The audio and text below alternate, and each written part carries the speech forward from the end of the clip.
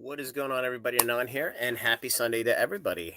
We are nearing the end of the summer, but it's a little slow right now in in the TCG space, especially with distribution. So it's time for this week's update. So going through the list here, Bo Jackson Battle Arena. We talked about that. If you have any interest, you can go on the site. You can register for a free code. It kicks back to you. I believe it gives you the opportunity to buy. It's $285 plus 15 or 14.99 shipping. It's the Griffey Junior set, whatever that is, and it also gives you a guaranteed box, I believe, for the next set that's coming out in Q1 of 2026. Just putting it out there. We talked about it in the Discord. So yeah, that's that. Final Fantasy, we have this new Gunslingers of the Abyss product that's out. Not really a whole heck of a lot to talk about there. It's kind of a meh game, but the products they perform relatively well. Godzilla versus Godzilla. So this is interesting. I actually saw a sale on eBay where somebody mentioned that the gold Super Chase cards were only printed about 150 of them. I have no date on that. If any of you knows anything about print runs for this, feel free to either email me or post in the comments. But these boxes are completely gone. I actually did a sweep of all the distributors and bought a bunch of boxes that they had left. Quite honestly, because there's not that much out there. Now, I have seen with one of the distributors, they do have something earmarked for back order.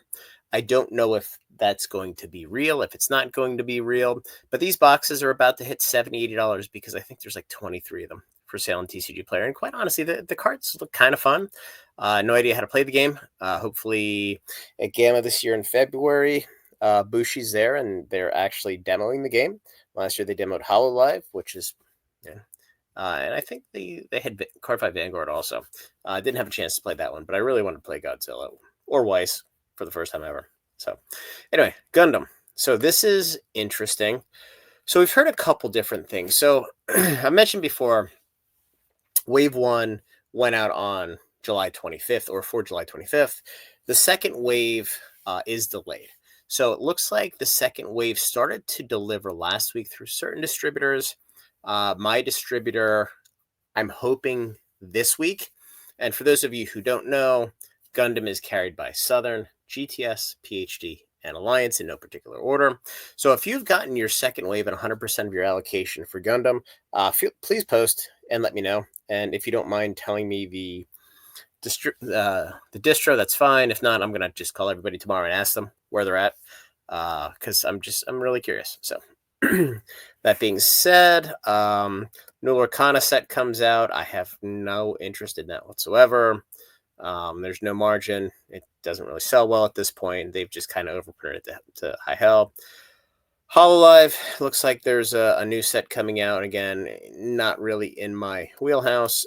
But let's go to Riftbound League of Legends. So apparently there is a lot of buzz with Gundam and Riftbound at Gen Con. I don't go. I've never gone. I don't really have a whole lot of interest dealing with 100,000 of retail people walking around. No offense to retail people, but it's a little bit of a pain in the ass. So looks like the release was pushed back. I don't know if I mentioned this last week or not, but here, this is Southern site, and this is open to public. Obviously, not logged in here. This was pushed back to a 10/31 release date. It's interesting because I had not seen the second set up for order. Now, what's interesting is the first set they were supposed to have open until August. They closed it in June, presumably because they had more than enough orders at that point in time. They have this open for order now, but the order's not due till December.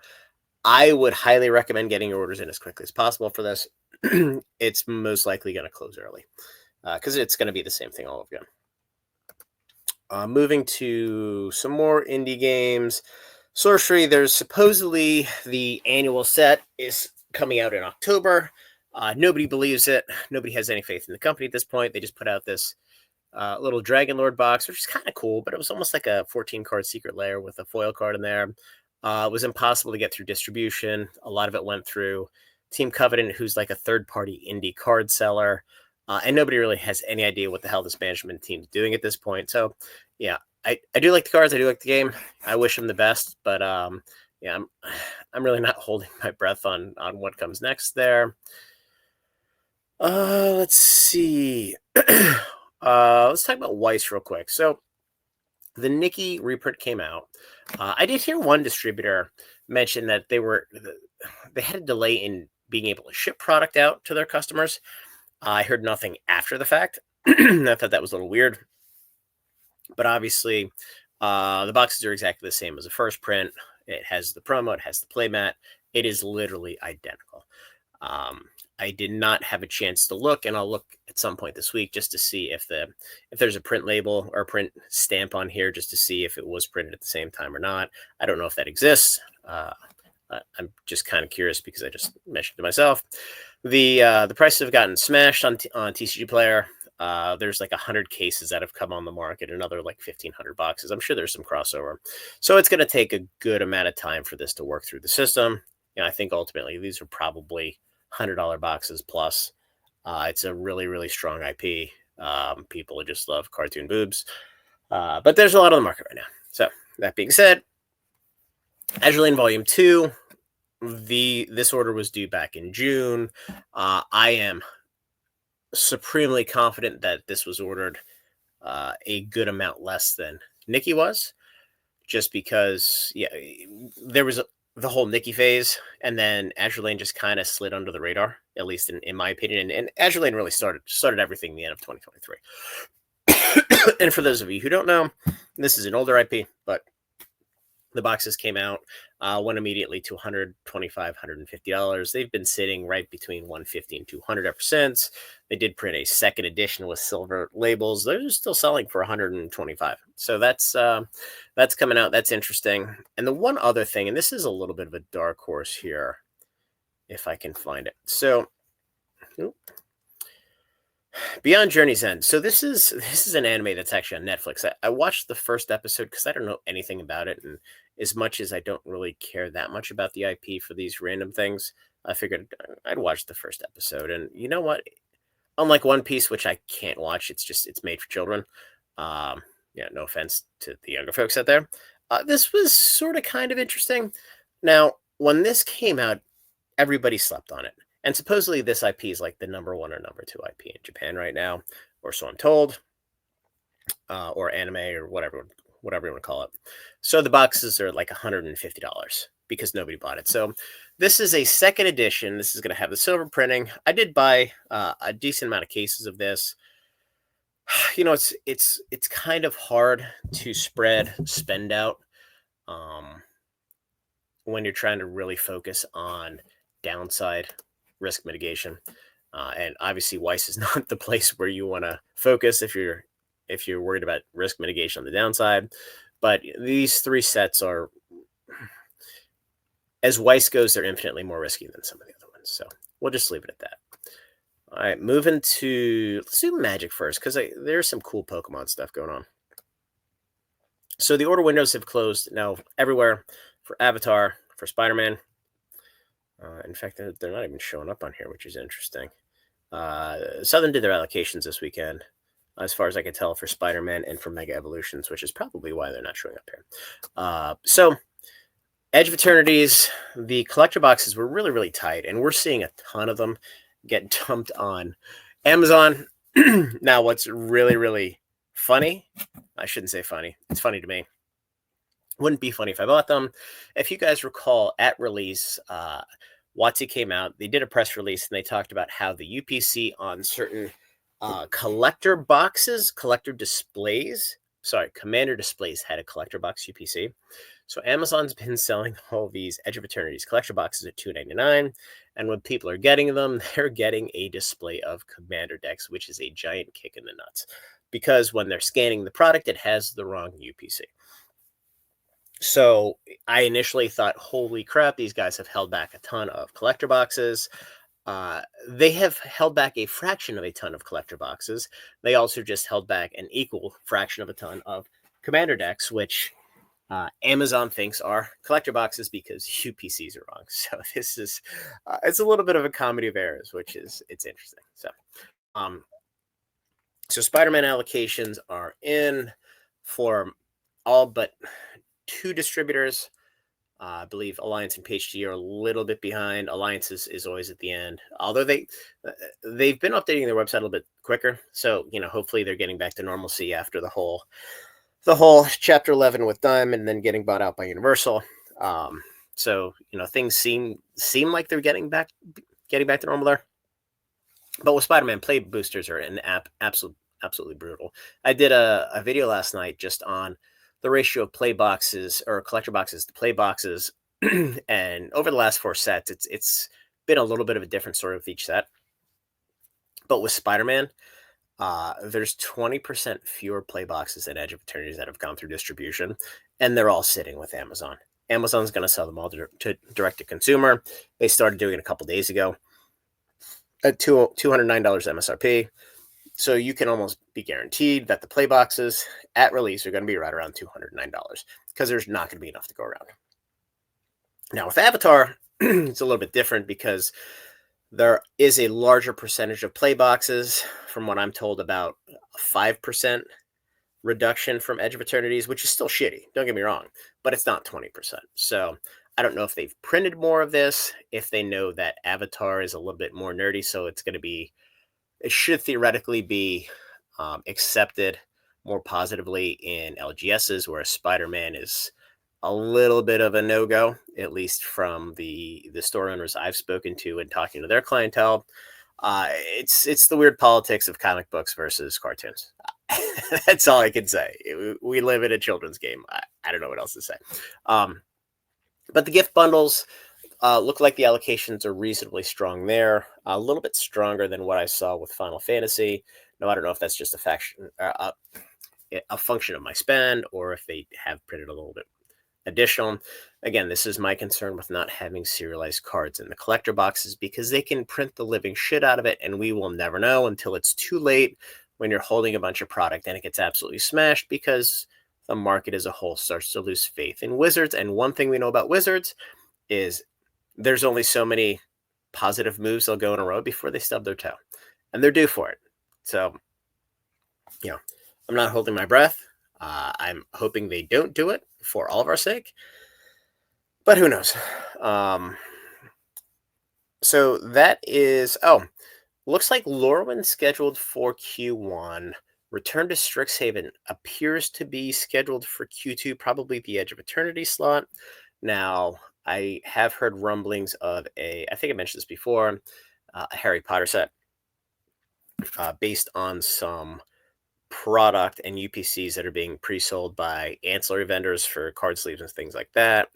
I would have anticipated that to be the return to Strixhaven, but I'm also told that it was confirmed to not be a Universes Beyond set. So I'm super excited to see what happens, because they're going to need an absolutely banger Universes Beyond set in Q2, because they have the Final Fantasy comp that they're going to be competing against for their Q2 financial results. So they can't lay an egg, or it's going to be an absolute bloodbath, especially with the tariffs and the fact that the toy business is just going to be in complete shambles, given the significant increase in cost on the toy side for items overseas. So, all right, moving on to Pokemon, the last big boy here. So, Mega Evolutions. So it looks like, in all reality, Mega Evolution's supply for booster boxes is, in fact, about 10% higher than what it was for Destin and Journey Together. Not quite the number that everybody wants to see, but it's certainly a step in the right direction. ETBs are strong. Booster bundles are strong. The ancillary products are still going to big box stores. Yeah, it just is what it is. Booster bundles coming out in the next couple weeks here for Black and White. I'm actually shocked how well the product for Black and White is holding up, and some of it's probably because of the Toad in Black, which is never going to hold up that price, but for now, it is. So, holiday calendars, not a whole lot to talk about here. We're going to have probably 80 of them. We'll sell into Discord, just so people have them with their kids. Team Rocket Tins, these look really, really cool. I believe each one of the promos is a unique art to the tins. So as everything, if you buy the tins, throw them in a shelf, don't open them. In 3 years, you're going to thank me for it because the tins are probably going to be a couple $100 just based on what they are. The Prismatic Evolutions Premium Figure Collection. The amount of product that made it to distro was a fraction of, not more than half for sure, probably closer to 2/3 to 3/4 of what they got for the super premium collections. The allocations for this were extremely, extremely tight. I would imagine something like this is also going to hit Sam's Club at some point in time, potentially, but they're going to be expensive, and it just kind of is what it is. I I am interested. They have so many products coming out like right at the same time here, which is interesting. And if you see, Omega's not on here because they're allocating and it comes off the site when they're doing that. The mini portfolio displays. I looked at this, and last year this was Stellar Crown, which was the September set. So I'm guessing these are going to have a pack of Mega Evolutions 1 in. I don't know for sure. We ordered a bunch of them just because the price came out to like $3.12 a pack. So it makes all the sense in the world for the packs. But who knows? Mega Heroes Mini Tin. So what I heard today was this is going to have 1 pack of Destined Rivals and 1 pack of Mega Evolutions in each tin. If that is in fact the case, these are going to be an absolute home run, and they're going to be a super cool product. Last couple here, and I'm a little long-winded because I do have a lot of information on these, more so than I normally have. Salamence and Reshiram EX Premium Collection. So this is one of the 10-pack, the 5x5s that I've been talking about. This is 5 packs of Surging Sparks and 5 packs of Destined Rivals. And Distribution has gotten a lot of these. The promos aren't special from a perspective of being unique. They are the same art, the same printing. They do have a stamp on them, so they are stamped promos. But again, there's a lot of these out there, which is awesome. And again, I think I've mentioned this multiple times.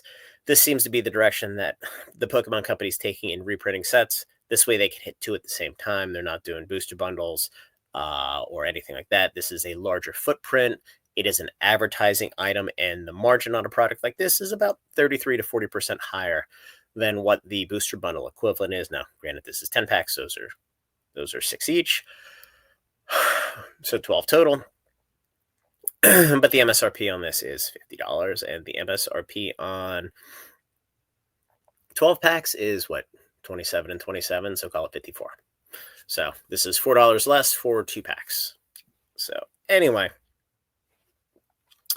Mega Latias EX box. This has all the cards in here are unique. They're actually 3D or so. I was told today, which is interesting. It just reminded me of the old Sportflix, ghetto-ass 1989, 1990 baseball cards, which were actually kind of cool. This is 4 packs, 2 packs of Destin, 2 packs of Mega Evolutions. There are a good amount of these out there as well, but not as many of these as there are for the Salamence Reshiram. Trainer Toolkit. This is, again, 4 packs. For some reason, I thought these were 5 in the past. But what I've seen is 2 Destined and 2 Mega Evolutions. So the packs are strong, not nearly as much value as the rest of this. And the Mega Battle decks, this is the last one. So this is the same product as the Steven and the Marnie decks from May. What's interesting in those decks, and we don't know for certain, but we have a high degree of certainty that this is going to be the case. We had Marnie's Morpeko as the unique promo, and then Steven's, I don't know, some rock stuff in his deck, which makes these fairly collectible. So the Marnie's Morpeko, my understanding is that the PSA 10 is somewhere between $120 and $150. The Stevens, whatever the shit it is, I'm not quite sure.